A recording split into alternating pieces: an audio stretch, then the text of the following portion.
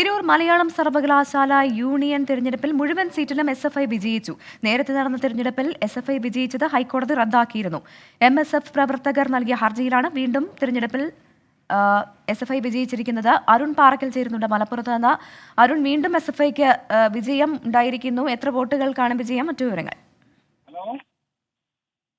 കേൾക്കാമോ അരുൺ?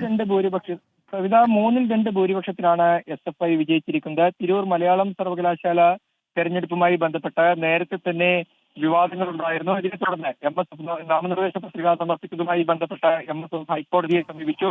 ഇതിനെ തുടർന്ന് ഹൈക്കോടതി ഈ നേരത്തെ നടന്ന തെരഞ്ഞെടുപ്പ് റദ്ദാക്കുകയും വീണ്ടും തെരഞ്ഞെടുപ്പ് നടത്താൻ സർവകലാശാല അധികൃതരോട് ആവശ്യപ്പെടുകയും ചെയ്തു. ഇതിന്റെ അടിസ്ഥാനത്തിലാണ് ഇന്ന് വീണ്ടും തെരഞ്ഞെടുപ്പ് നടന്നത്. ഇന്ന് 3 സീറ്റിലേക്കാണ് മത്സരമുണ്ടായത്. Chairperson, general secretary, general captain തുടങ്ങിയ സീറ്റുകളിലേക്കാണ് മത്സരമുണ്ടായത്. ഈ 3 സീറ്റുകളിലും SFI തെരഞ്ഞെടുക്കപ്പെട്ടു. 3-2 ഭൂരിപക്ഷത്തിലാണ് ജയിച്ചിരിക്കുന്നത്. ശരി, അരുൺ പാറക്കലാണ് വിവരങ്ങൾ നൽകിയത്.